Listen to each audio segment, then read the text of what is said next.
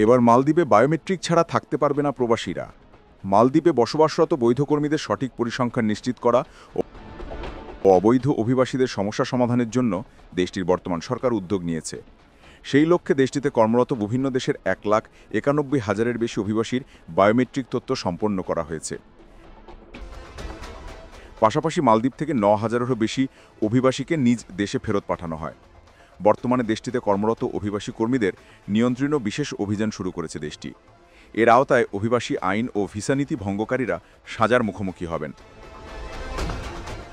রোববার থেকে রাজধানী মালেতে এই বিশেষ অভিযান শুরু হয়েছে।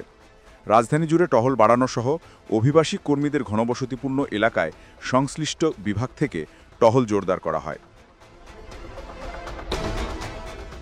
এদিকে মালদ্বীপে প্রায় 90,000-এর বেশি বাংলাদেশি বসবাস করেন। বাংলাদেশ হাইকমিশন জানায় সেখানে অবস্থানরত প্রবাসীদের গতিবিধি পর্যবেক্ষণে রেখেছে দেশটির প্রশাসন। এজন্য ভিসা নীতি মেনে চলা এবং বেআইনি কার্যক্রমে না জড়ানোর অনুরোধ জানানো হয়েছে হাইকমিশন থেকে। এর আগের ইমিগ্রেশন ওয়াচ নামের অভিযানে স্থানীয় নাগরিকদের থেকে প্রাপ্ত তথ্যের ভিত্তিতেই নতুন এই বিশেষ অভিযান চালানো হচ্ছে। দেশটির রাষ্ট্রপতি ডক্টর মোহাম্মদ মুইজ্জু ঘোষণা দিয়েছেন, দেশটিতে বসবাসরত অভিবাসী কর্মীদের বায়োমেট্রিক তথ্যের আওতায় আসতে হবে, তা না হলে কেউই দেশটিতে থাকতে পারবেন না।